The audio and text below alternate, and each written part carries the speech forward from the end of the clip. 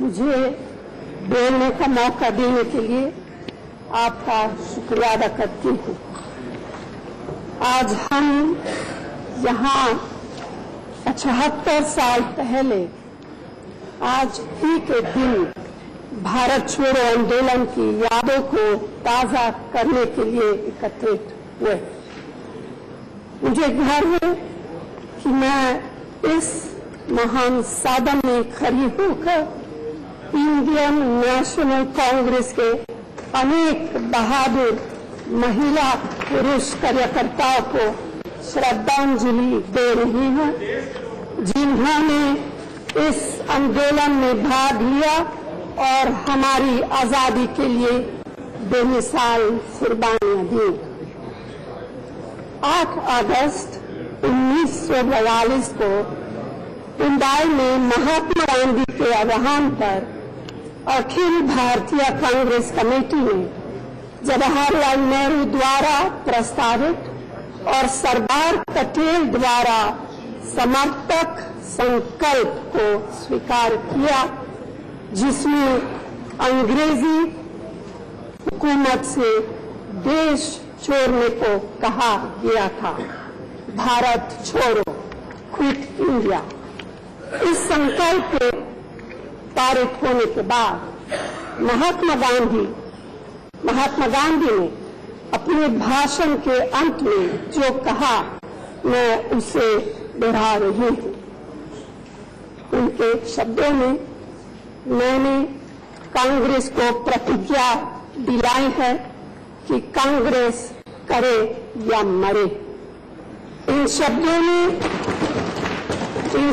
ने पूरे देश को उत्तेजित कर दिया। अंग्रेजी सरकार ने वर्किंग कमेटी के सभी सदस्यों और अनगिनत कांग्रेस कार्यकर्ताओं को तुरंत गिरफ्तार कर दिया। हजारों लोगों को 1945 का दूसरा विश्व युद्ध खत्म होने तक जेल में बंद रखा गया। जवाहरलाल नेहरू ने जेल में अपना सबसे लंबा समय बिताया और कुछ कांग्रेस कार्यकर्ता बीमारी की वजह से जेल से जिंदा भी बाहर नहीं आ सके। इस आंदोलन को जारी रखने के लिए देश भर में अनगिनत महिला और पुरुष को अंडरग्राउंड होना पड़ा। अंग्रेजी हुकूमत ने क्रूरतापूर्वक दमन किया, कार्यकर्ताओं पर गोलियां बरसाई। हर हफ्ते दर्जनों लोग मारे गए। उनके आदेशों को नहीं मानने वालों पर कोरे बरसाए गए। राष्ट्रवादी अखबारों पर पाबंदी लगाई गई और उन्हें बंद भी कराया गया। सत्याग्रहियों को डराने और धमकाने की कोशिश में पुलिस द्वारा महिलाओं का उत्पीड़न किया गया। कैदियों की बर्बरतापूर्वक पिटाई की गई या उन्हें बर्फ की सिल्लियों पर नंगा करके तब तक लौटने को मजबूर किया गया जब तक कि वे बेहोश नहीं हो गए। यही नहीं, प्रदर्शनकारी नागरिकों पर हवाई फायरिंग भी की गई। इसके बावजूद प्रदर्शनकारी निडर रहे और वे झुके नहीं। भारत छोड़ो आंदोलन हमारी आजादी की लड़ाई में क्रांतिकारी परिवर्तन की मिसाल बन गया, लेकिन इसके लिए हमें अनगिनत कुर्बानियां देनी पड़ी। आज वही कुर्बानियां हमें एक मौका देती हैं जब हम उन्हें आभार के साथ याद करें और उनके प्रति सम्मान दिखाएं। आज जब हम उन शहीदों को नमन कर रहे हैं जो स्वाधीनता संग्राम में सबसे अगली कतार में रहे, हमें यह नहीं भूलना चाहिए कि उस दौर में ऐसे संगठन और व्यक्ति भी थे जिन्होंने भारत छोड़ो आंदोलन का विरोध किया था।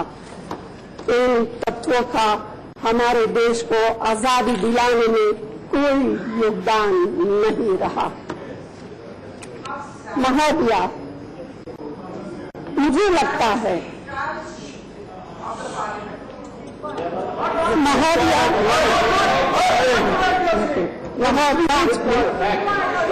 मुझे लगता है कि जब हम क्विट इंडिया की 75वीं सालगिरह मना रहे हैं, तब देशवासियों के मन में कई आशंकाएं भी हैं। ये एहसास गहरा होता जा रहा है कि क्या अंधकार की शक्तियां हमारे बीच फिर तेजी से उभर नहीं रही?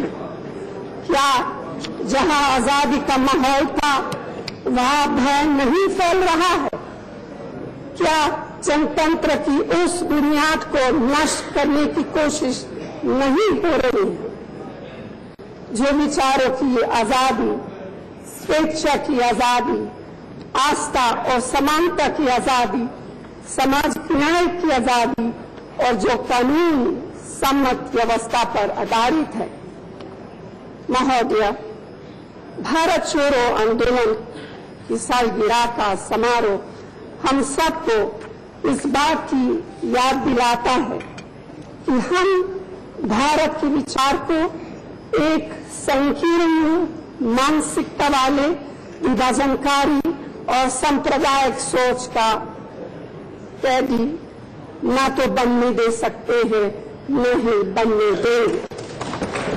महात्मा गांधी के नेतृत्व में हमारी स्वतंत्रता सेनानियों ने एक समावेशी, बहुलतावादी, लोकतांत्रिक और न्याय संगत भारत के लिए लड़ाई लड़ी।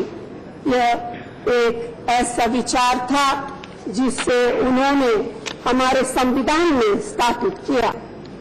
लेकिन ऐसा लगता है कि इस दृष्टि पर आज नफरत और विभाजन की राजनीति के बादल छा गए हैं। ऐसा लगता है कि सेक्युलर, लोकतांत्रिक और उदारवादी मूल्य खतरे में पड़ते जा रहे हैं। पब्लिक स्पेस में असहमति, बहस और विचारों की विभिन्नता की गुंजाइश कम होती जा रही है। कई बार कानून के राज पर भी गैर कानूनी शक्तियां हावी दिखाई देती है। महोदया, भारत छोड़ो आंदोलन एक यादगार है जो हम सबको प्रेरणा देती है कि अगर हमें अपनी आजादी को सुरक्षित रखना है तो हमें हर तरह की दमनकारी शक्ति के खिलाफ संघर्ष करना होगा, चाहे वे कितनी भी समर्थ या सक्षम हो।